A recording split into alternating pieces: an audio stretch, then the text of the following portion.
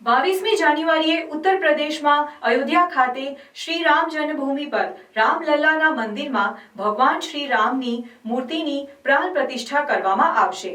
આ અંગે સમગ્ર દેશમાં ઉમંગ અને ઉત્સાહનો માહોલ છે। સમગ્ર દેશ રામમય બની રહ્યું છે। દેશભરમાં આ ઉત્સાહની તૈયારી માટે લોકો વિવિધ તૈયારીઓ કરી રહ્યા છે। તેના જ ભાગરૂપે સ્ટેચ્યુ ઓફ યુનિટી ખાતે આવેલ શૂલપાનેશ્વર મંદિર તેમજ નર્મદા નદીના ઘાટ પર વિશેષ આરતીનું આયોજન કરવામાં આવશે। 22 જાન્યુઆરીએ ઉત્તર પ્રદેશમાં અયોધ્યા ખાતે શ્રી રામ જન્મભૂમિ પર રામલલ્લાના મંદિરમાં ભગવાન શ્રી રામની મૂર્તિની પ્રાણ પ્રતિષ્ઠા કરવામાં આવશે। આ અંગે સમગ્ર દેશમાં ઉમંગ અને ઉત્સાહનો માહોલ છે। સમગ્ર દેશ રામમય બની ચૂક્યો છે। દેશભરમાં આ ઉત્સવની તૈયારી માટે લોકો વિવિધ તૈયારીઓ કરી રહ્યા છે। તેના જ ભાગરૂપે સ્ટેચ્યુ ઓફ યુનિટી ખાતે આવેલ શૂલપાનેશ્વર મંદિર તેમજ નર્મદા નદીના ઘાટ પર વિશેષ આરતીનું આયોજન કરવામાં આવશે। સ્ટેચ્યુ ઓફ યુનિટી વહીવટી તંત્રની દેખરેખ હેઠળ નર્મદા નદીના કાંઠે બનાવવામાં આવેલ વિશેષ આરતી સ્થળ પર એમ તો દરરોજ સાંજે મા નર્મદાની ભવ્ય આરતી કરવામાં આવે છે, પરંતુ 22મી જાન્યુઆરીએ જે દિવસ અયોધ્યા ખાતે રામલલ્લાની મૂર્તિની પ્રાણ પ્રતિષ્ઠા કરવામાં આવશે તે દિવસે મહાઆરતી માટે વિશેષ તૈયારીઓ કરવામાં આવી છે।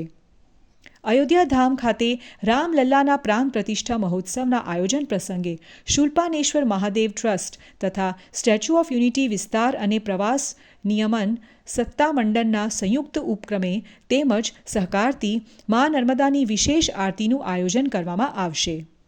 આ વિશેષ આરતી ગોરાઘાટ પર યોજાશે કે જેના માટે અહીં આવેલ શૂલપાનેશ્વર મંદિર તથા ઘાટ સ્કૂલને રંગબેરંગી લાઇટ્સ તથા ફૂલોથી શણગારવામાં આવશે।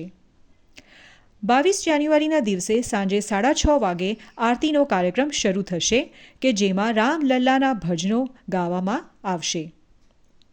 વડાપ્રધાન નરેન્દ્ર મોદીએ પોતાના સોશિયલ મીડિયામાં પ્લેટફોર્મ પર દેશના વિવિધ ગાયકો દ્વારા ગાવામાં આવેલ ભજનો શેર કર્યા છે। આ ભજનોમાંથી કેટલાક ચુનંદા ભજનો આ કાર્યક્રમમાં ગાવામાં આવશે।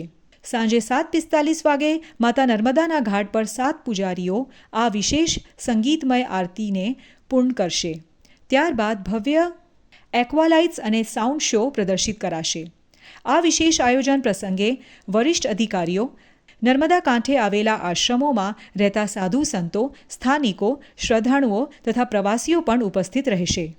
નોંધનીય છે કે રામલલ્લાની પ્રાણ પ્રતિષ્ઠા પૂર્વે દેશના તમામ મંદિરોમાં વિશેષ સફાઈ ઝુંબેશ ચલાવાઈ રહી છે। આ જ ક્રમે શૂલપાનેશ્વર મંદિર તથા નર્મદા ઘાટ પર પણ સ્વચ્છતા ઝુંબેશ હાથ ધરાઈ હતી।